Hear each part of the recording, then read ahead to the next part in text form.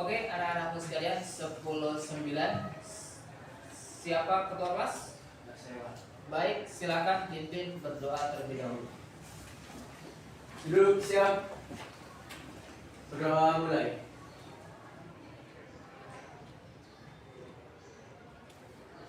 Berdoa selesai. Terima kasih.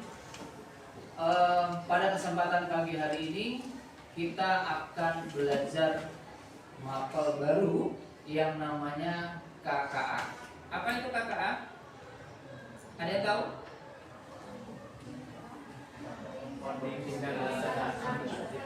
Oke, coding dan kecerdasan artifisial. Baik, seperti yang sudah terpapar di sini di presentasi saya ini, ya.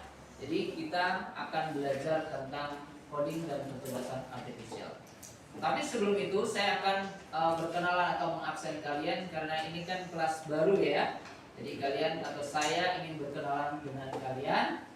Tentunya saya akan mengabsen, tapi absennya saya tidak lewat buku. Saya akan minta untuk menyebutkan namanya masing-masing. Oke, paham? Baik. Dari ujung mungkin Mbak siapa?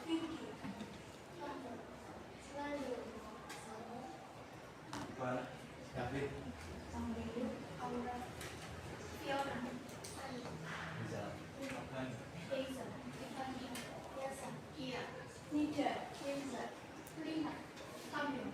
Auzi. Dimas. Gadis. Hasan. Nabil. Asalis. Andin. Pelit. Safa. Bisa. Baik.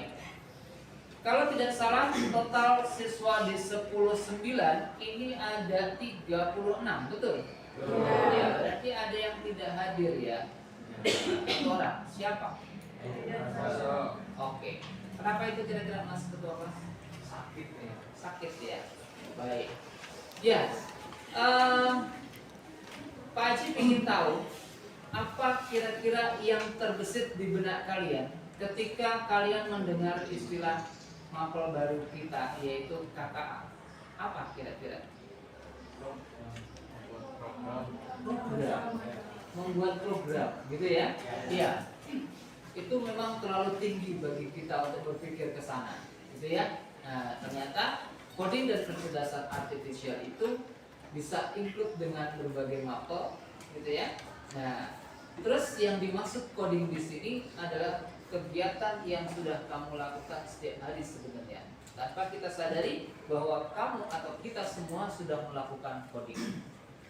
Seperti tadi awal kita mau mulai pembelajaran, saya mengucapkan salam, terus kemudian kita berdoa, gitu ya. Nah, itu pun juga sudah merupakan coding sebenarnya. Artinya coding di situ adalah langkah atau step-step dalam kita melakukan kegiatan sesuatu.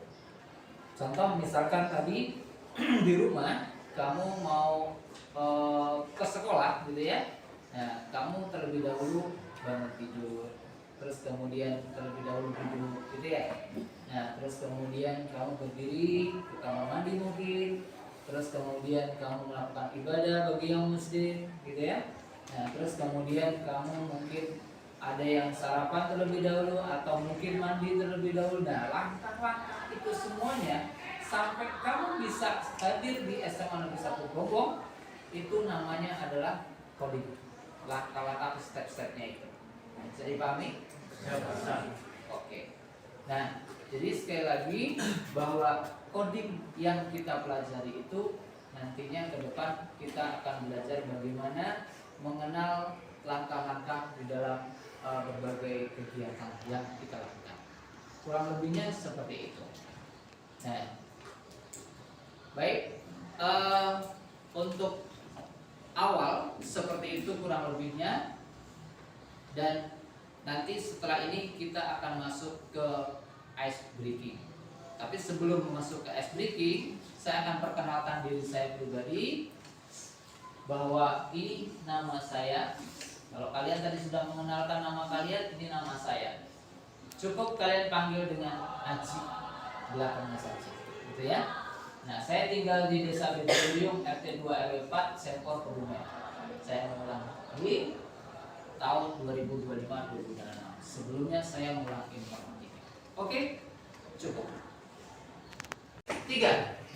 Oke, untuk lanjut berikutnya kita akan bermain atau kita akan melakukan ice breaking. Siap? Siap. Saya minta tolong untuk berdiri semuanya. Ya. Ice breakingnya mudah. Tadi kalian sudah berkenalan dengan saya. Nah, sekarang kenalannya dari ujung sana. Nanti orang yang kedua akan menyebutkan teman yang pertama dan namanya sendiri. Begitu seterusnya. Orang yang ketiga menyebutkan temannya yang 1, 2 dan namanya sendiri. Dan seterusnya. Paham? Baik. Oke, kita mulai. 1. Firki, Rahma, Rahma, Terus yang ketiga. Firki, Rahma, Senandung, Firki, Rahma, Senandung, Salom, Fikri Rahma Senandung Salom Iqbal. Firki Rahma Senandung Salom Iqbal Syafid. Firki Rahma Senandung Salom Iqbal David Amrindo. Firki, Rahma, Senandung, Salom, Iqbal, David, Amrindu, Aurel. Firki, Rahma, Senandung, Salom, Iqbal, David, Amrindu, Aurel, Fiona. Firki, Rahma, Senandung, Salom, Iqbal, David, Amrindu, Aurel, Fiona, Sani. Firki, Rahma, Angin Rindu, Salom, Iqbal, David, Angin Rindu, Aurel, Fiona, Sani, Batik, Rizal. Firki Rahma Senandung Salom Iqbal David Amrindo Aurel Fiona Sani Rizal Nafan. Firki, Rahma, Senandung, Salom, Iqbal, David, Amrindu, Aurel, Fiona, Sani, Rizal,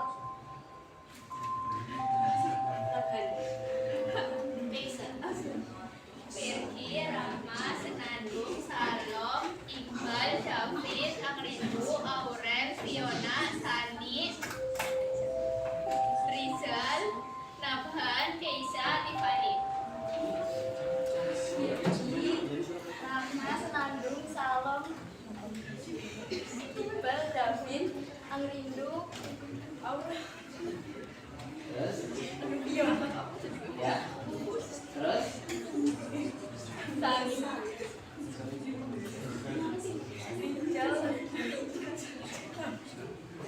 Dibantu mana? Keisha, Nabhan, Keisha, Sani, Fahyan, Fani, Jasa. Ya, oke. Ya. Firki, Rahma, Senandung, Salom, Iqbal, David, Amrindu, Aurel, Fiona,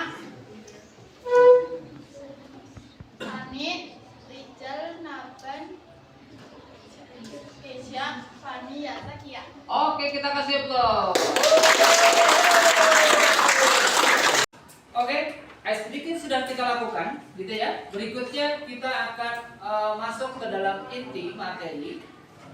Tapi saya ingin agar kiranya kalian menuliskan sebuah harapan ketika kalian belajar coding kecerdasan buatan dengan saya, gitu ya. Saya kepingin apa sih harapan kamu, harapan kalian semuanya ketika belajar coding dan kecerdasan artifisial dengan saya.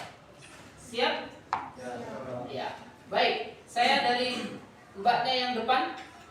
Apa mbak harapannya? Dapat menguasai materi coding yang diberikan oleh Bapak. Oke, thank you. Yang berikutnya. Dapat memahami materi Bapak. Mm-mm.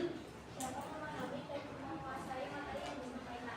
Oke, dapat memahami materi yang disampaikan. Ya. Dapat mengerti akan materi yang disampaikan sehingga dapat diterapkan di kehidupan sehari-hari. Oke, siap. Good. Terus?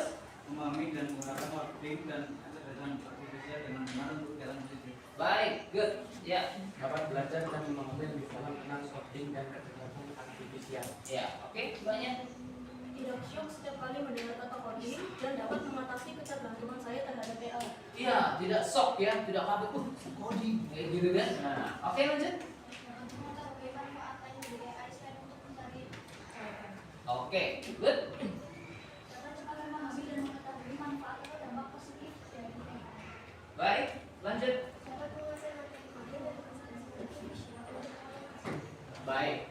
Masnya? Bisa menguasai atau menggunakan coding atau AI karena di masa depan diperkirakan kita akan banyak menggunakan AI dan teknologi akan semakin maju terus seiring perkembangannya. Oke, good. Ya. Dapat memahami atau menggunakan atau AI dengan baik. Mbaknya? Dapat menguasai dan memahami hal dari AI dengan baik dan jika bisa menggunakannya dalam sehari-hari. Oke. Lanjut. bisa membuat tindakan dan mengembangkan keterampilan pada masyarakat. Mbaknya? Dapat menjawab pertanyaan-pertanyaan yang disampaikan. Oh gitu? Ya, lanjut. Bisa memahami dan mengalami efek-efek yang Oke, banyak. dapat menguasai materi ini dan menerapkannya di dunia nyata. Biar agar bisa tahu bagaimana cara menerapkannya dan memanfaatkan dengan baik. Menguasai dan memahami materi serta bijak dalam menggunakannya. Oke, good. Dapat berpikir komputasional. Oke. Bisa menguasai penggunaan AI dengan baik dan bijak. Ya. Bisa meningkatkan kemampuan pemecahan masalah. Dapat memahami pengertian-pengertian dalam dunia coding dan kecerdasan artifisial. Ya. Dapat tahu istilah-istilah dalam coding dan juga Oke. dapat analisis Baik, banyak. agar bisa menciptakan aplikasi tugas atau solusi teknologi lainnya yang Oke, Mas. Dapat memahami dan menggunakannya dalam kegiatan sehari-hari dengan bijak. Oke. Dapat memahami dan belajar tentang coding. Selain itu juga dapat mengembangkan keterampilan dalam kehidupan sehari-hari. dapat memahami dan menjalankan dengan baik dalam kegiatan positif. Banyak. Ketika lebih mengerti apa itu coding. Oke. Dapat menguasai materi dasar. Ya. Dapat mengikuti pembelajaran saat dengan baik. Oke, lanjut. Dapat menguasai dan memahami materi yang disampaikan. Dapat menguasai dan mengikuti materi dengan baik. Iya. Masnya? Dapat memahami serta menguasai materi yang diberikan yang akan dapat digunakan dalam kehidupan sehari-hari. Bagus sekali. Oke, applause buat kalian. Semoga harapan-harapan kalian yang sudah kalian tuliskan dan kalian sampaikan bisa terwujud dengan baik. Amin. Gitu ya. Nah, lanjut. Yang berikutnya, ini adalah RPP, rencana pelaksanaan pembelajaran saya. Yang pertama tentang tujuan pembelajaran. Pembelajaran kita nanti setelah kalian belajar tentang KKA, kalian dapat menjelaskan tentang definisi, jenis, dan prinsip dasar cara kerja KA. Apa itu KA? Kecerdasan artifisial. Yang kedua, mengenali dan menerapkan perangkat kecerdasan artifisial pada area pemanfaatan secara umum dan khusus. Gitu ya. Ini tujuan pembelajaran kita. Nah, terus kemudian untuk capaian pembelajarannya, yang pertama bahwa peserta didik dapat menjelaskan definisi, jenis, dan prinsip dasar cara kerja KA. Yang kedua, peserta didik atau kalian mampu menerapkan perangkat kecerdasan artifisial area pemanfaatan umum dan khusus. Itu adalah capaian pembelajarannya. Semoga tercapai. Gitu ya. Nah, untuk indikator capaiannya, peserta dapat menjelaskan definisi, terus kemudian juga jenisnya dan prinsip dasar kerjanya, serta peserta dapat mengilustrasikan contoh pemanfaatan di bidang umum atau bidang khusus. Artinya nanti kalau saya minta agar kiranya tolong buka salah satu jenis AI gitu ya, nah nanti kalian search di Google, bisa di sana. Gunakan handphonenya. Menggunakan handphone semuanya atau bawa handphone semuanya? Baik. Ya, ini dia tentang perangkat kecerdasan artifisial. Ini istilahnya mau di shoot juga boleh atau ditulis juga boleh, tapi nanti juga PowerPoint ini akan saya berikan ke kalian. Karena memang ini adalah mapel baru, artinya tidak ada buku panduan yang bisa kita gunakan, kayak gitu ya. Nah, ini saya sudah rangkumkan sedemikian rupa, nanti bisa dipelajari. Tapi kalau kalian mau aktif untuk menulis, kami persilahkan. Seperti itu kurang lebihnya, ya. Nah, kita baca satu persatu bahwa istilah kecerdasan artifisial atau artificial intelligence ini pertama kali dikenalkan oleh siapa ini?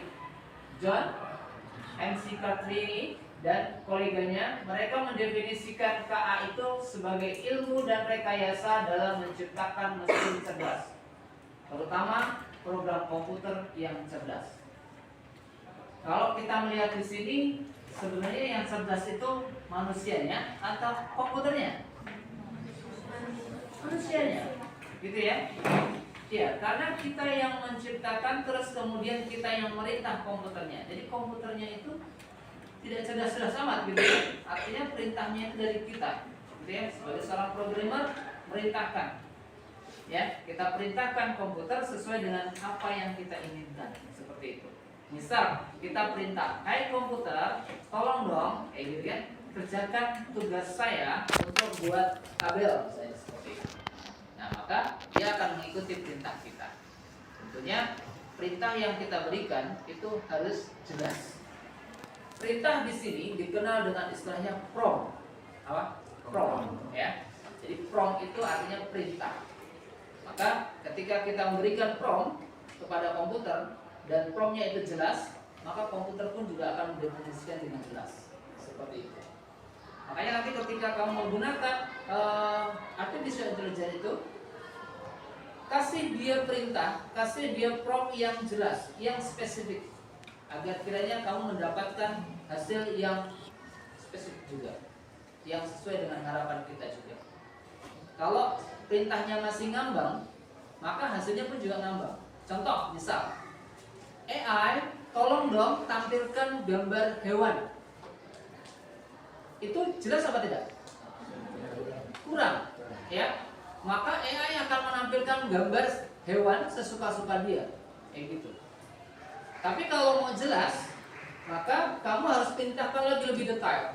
AI, tolong tampilkan gambar hewan yang namanya kuda, berada di mana misalkan gitu ya, berada di persawahan misalnya gitu. Udah ditampilin sama AI, kuda yang ada di persawahan. Itu pun juga mungkin belum begitu spesifik lagi sesuai dengan harapan kita, gitu ya. Kamu mungkin kudanya ciri-cirinya mau disebutin lagi lebih detail, bisa. Yang berjambul dan apa gitu ya. Nah, itu juga bisa. Nanti AI akan pilihkan gambar yang sesuai dengan apa yang kita inginkan. Kurang lebihnya seperti itu. Nah, terus kemudian yang berikutnya lagi, ya. Ini menurut Russell ini dalam artificial intelligence, dia mengklasifikasikan KA ini ke dalam 4 pendekatan. Ya. Nah, sebagai definisinya dia menggarisbawahi dimensi kognitif dan aksiologis KA yang tidak hanya meniru pemikiran manusia, tetapi juga mengutamakan efisiensi pengambilan keputusan berdasarkan data yang dikumpulkan. Artinya bahwa AI itu sebenarnya tidak pintar-pintar amat sebenarnya. Semakin banyak data yang dia tangkap di sana itu, di dunia maya itu, gitu ya, maka dia semakin cerdas memang, gitu ya. Artinya kalau misalkan dia mendapatkan banyak kosakata di sana, maka kita bisa mencari data itu dengan lebih lengkap lagi. Tapi kalau data yang masuk ke mereka atau ke AI-nya itu sedikit, gitu ya, maka data yang diperoleh juga sedikit. Bahkan nanti kalian boleh coba, artinya sama-sama menggunakan aplikasi A misalkan begitu ya. Nah, terus kemudian dengan perintah yang sama bisa jadi keluarnya akan berbeda kalau inputan datanya itu banyak. Tapi kalau inputan datanya itu hanya sedikit terbatas, maka AI akan menampilkan ya segitu-segitu juga. Kayak gitu maksudnya. Ya. Jadi ini kelasnya dunia ya. Artinya AI itu kenapa kok bisa menjawab algoritmanya? Karena banyak di sana itu yang sudah menginputkan data-data seperti itu. Semakin kita banyak memberikan data-data ke AI, maka AI itu punya bank yang banyak sekali. Kayak gitu. Nah, bank-bank itu yang nantinya akan kita atau yang dia ambil gitu. Kalau di dunia pendidikan bank soal misalnya gitu ya. Nah, ketika dia membutuhkan soal, dia keluarkan tuh bank soalnya, ambil soal ini, soal itu, begitu. Itu maksudnya seperti itu. Bisa dipahami? Saya. Nah, terus kemudian yang berikutnya bahwa Nasution ini menjelaskan KA tidak hanya melibatkan pemrosesan informasi, tetapi juga penerapan prinsip-prinsip logika, terus kemudian bentuk sistem adaptif yang mampu belajar dalam lingkungan. Nah, artinya di sini bahwa ternyata AI itu bisa berupa teks, Mbak Mas. Ya, AI itu bisa berupa teks, terus juga bisa berupa noise, suara. Ya, jadi dari teks berubah menjadi suara, atau dari suara berubah jadi teks baliknya, atau dari suara berubah jadi gambar, atau teks jadi gambar. Jadi teks, suara, gambar, dan video, gitu ya. Nah, makanya ketika kamu ingin minta tolong kepada AI ya menerjemahkan sesuatu pakai suara, bisa nanti berubah menjadi teks atau gambar atau video kayak gitu. Itu dia. Karena sudah banyak sekali inputan yang masuk ke dalam AI sehingga AI bisa berkembang kayak gitu ya. Terus akhirnya dia bisa menampilkan atau memunculkan apa yang kita inginkan. Kurang lebihnya begitu, Pak Mas. Ya. Lanjut. Nah, ini jenis-jenis kecerdasan artifisial. Kalau tadi definisinya, ya, ada definisinya. Nah, ini tentang jenis kecerdasan artifisial. Ada 3 subkategori yang dikenal berdasarkan kapabilitasnya, yang istilahnya adalah ANI. Ya, ANI itu Artificial Narrow Intelligence, di mana dapat mencapai kemampuan manusia super, namun hanya untuk suatu tugas tertentu dalam sebuah domain yang sangat spesifik. Artinya di sini dia hanya bisa mengerjakan tugas-tugas kayak gitu ya, tidak lebih dari itu. Dan inputannya pun juga terbatas seperti itu. Ini yang tingkatan agak rendahnya. Kemudian yang agak tingginya lagi Artificial General Intelligence.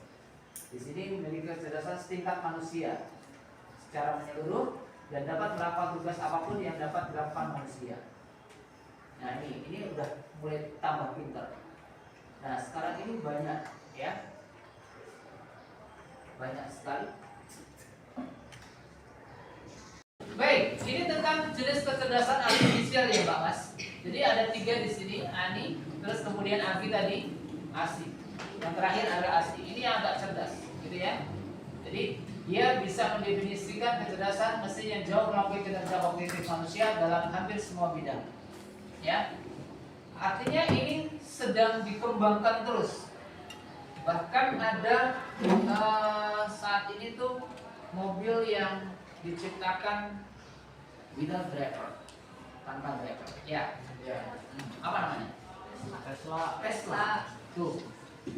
Itu kalau kita nggak tahu kan dikira hantu kan? Iya. Oke. Kamu keluar, terus kemudian kita perintahkan dia suruh parkir sendiri gitu kan? Nah, kalau kamu lagi duduk di situ terus tiba-tiba lihat tuh mobil sebenarnya mana kamu bisa parkir sendiri gitu kan? Nah, itu dia. Ternyata dia sudah diberikan kecerdasan. Artificial kecerdasan itu di situ sudah ditanamkan di sana sehingga dia bisa parkir sendiri. Bahkan bisa mengantarkan kita sesuai dengan tujuan kita. Cukup diprogram, oke, saya ingin ke bandara saya gitu, atau saya ingin ke Semarang dari rumah. Udah langsung tulis tujuannya ini. Nanti dia akan sendiri. Ada lampu merah kan? Ada orang begini dia akan menghindar. Jadi seperti itu. Kayak gitu. Nah, semakin canggih AI dibuat seperti itu. Bahkan ada lagi yang dikenal dengan istilahnya robot manusia. Iya nggak? Pernah lihat? Di mana? Di TikTok. Iya, sama, oke? Di YouTube juga banyak, gitu kan? Nah, kalau secara langsung Pak Haji juga belum pernah lihat. Artinya bahwa ternyata itu sudah mulai diciptakan di Mbak Mas. Bahkan di negara-negara maju itu robot sudah familiar dengan majikannya, membantu untuk menyiapkan hidangan, terus kemudian untuk membersih-bersih rumah. Nah, yang jadi pertanyaan, bagaimana nih ke depan nanti? Tadi seperti harapan Masnya tadi itu ya. Artinya berarti nanti akan tergantikan loh tenaga manusia. Kira-kira gimana? Tergantikan nggak? Iya. Tapi tidak juga untuk hal-hal yang misalnya berbau jauh dengan perasaan. Ya. Tapi yang ada pun juga nanti ke depan robot pun juga akan diberi perasaan seperti itu. Semakin dia banyak berinteraksi dengan manusia, ya, maka dia pun juga nantinya akan punya sifat seperti manusia. Tuh hebatnya, ya, dia bisa merasakan. Ketika dia berinteraksi dengan manusia, dia akan menangkap sinyal-sinyal dari manusia tersebut, gitu ya, terus merekam. Ketika kamu mengalami kesedihan, dia tahu kamu sedang sedih ya, gitu. Nanti dia akan menghibur. Karena gini, oh kalau sedih itu lawannya harus bahagia. Bahagia tuh mungkin dengan senyum, dengan ini, dikasih permen, gitu misalnya gitu kan. Nah itu, tinggal tergantung masukkan memorinya apa kayak gitu. Kalau memorinya masuknya cuma kalau sedih, cukup dengan senyuman dan dicandai dengan ketawa ini, gitu. Ya itu dia ikut, dia akan senyum, robotnya senyum kayak gitu. Itu seperti itu, ya. Jadi dia nanti akan seperti itu. Sampai seperti itu Mbak Mas. Nah, kalau tenaga guru, tenaga pendidik, ada yang bisa tergantikan, ada yang tidak. Contoh, kalau yang tidak bisa tergantikan, misal, gitu ya. Kalau yang pengajarnya itu robot, kamu jangan main-main, atau kamu nggak bisa main-main, karena dia diprogram ketika pelajaran dari jam sekian sampai jam sekian, tidak boleh keluar ruangan. Kalau keluar ruangan, mungkin berasa programannya dia melakukan hal yang tidak baik. Nah, nanti robotnya akan nangkap. Tidak boleh. Padahal kamu bertipis, gitu kan? Tidak boleh seperti itu. Nggak boleh. Tetap duduk. Kalau kamu nailah juga, nah, karena dia robot, nggak tahu dari hukumannya apa kayak gitu kan? Itu seperti itu. Tapi kalau manusia kan masih bisa. Maaf Pak, saya izin ke belakang. Maaf Pak, ke toilet. Oh iya, silakan. Nah, tapi ya bisa juga kalau robotnya diperintah seperti itu. Maaf, saya ingin izin ke belakang misalnya, gitu kan? Oh nanti disitu langsung terekam. Oh kamu mau ke toilet ya? Gini ya. Terus dilihat. Oh bener nggak ini? Oh ternyata memang mau buang aja. Saya gitu ya. Nah nanti dia diizinkan ke belakang. Tapi di program lagi di sana tidak boleh lebih dari 2 detik. Nah misalnya gitu kalau begitu kan? Bisa juga seperti itu. Sudah lebih dari 2 detik kamu akan dicari kayak gitu kan. Itu kalau robot kan terus seperti itu. Katanya kamu nggak ke toilet cukup KS gitu kan. Terus seperti itu. Ya. Ini. Jadi semakin canggih nanti ke depannya, tapi kamu tidak usah khawatir. Kamu harus terus belajar. Gitu ya. Lanjut. Ini prinsip dasar KA. Prinsip dasar KA yang pertama yaitu kemampuannya untuk belajar dari data atau yang sering dikenal dengan istilah machine learning. Ya, ini dia yang membuat dia menjadi cerdas. Kemampuan beradaptasi dan meningkatkan performa saya dan waktu. Banyak masukan dari luar, kayak gitu ya. Terus kemudian masukan dari seluruh dunia, sehingga dia bisa merekam data-data yang ada di internet semuanya. Terus kemudian KA bekerja menggunakan algoritma dan model.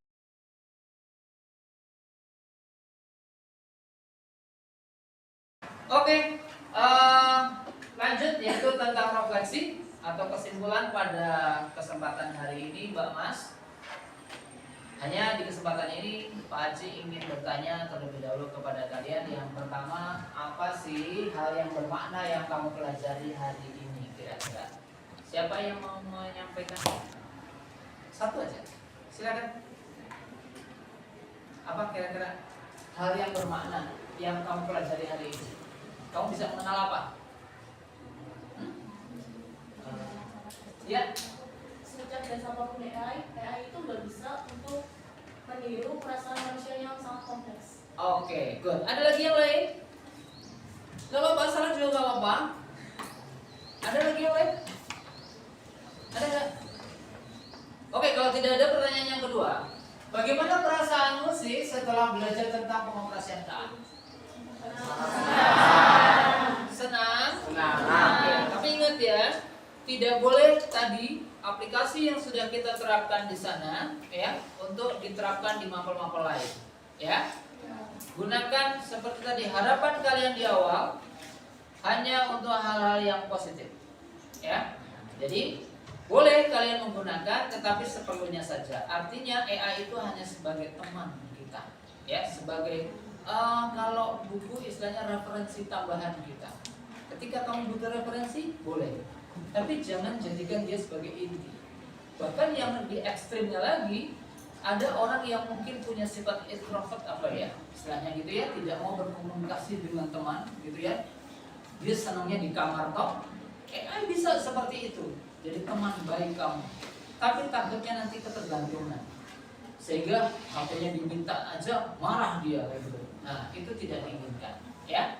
Jadi jangan sampai seperti itu. Oke? Nah, kalau masalah yang tadi tentang definisi sudah bisa dipahami? Oke, ada yang bisa menyampaikan tentang definisinya? Ya, siapa? Pak Haji ingin agar kiranya dari kalian ada yang menyampaikan tentang definisi tadi yang sudah kita pelajari? Raise your hand. Angkat tangannya, gak apa-apa. Tolong Mbak. Ya boleh Mbaknya. Apa definisinya tadi? Ilmu dan rekayasa dalam menciptakan mesin cerdas, terutama program komputer yang cerdas. Oke, kita kasih terus dong. Terus, ada nggak yang bisa menyampaikan tentang jenisnya? Yuk, coba Masnya. Bisa? Apa ya? Ani, Agi sama Asi. Oke, Ani, Agi, dan Asi. Kasih aplaus.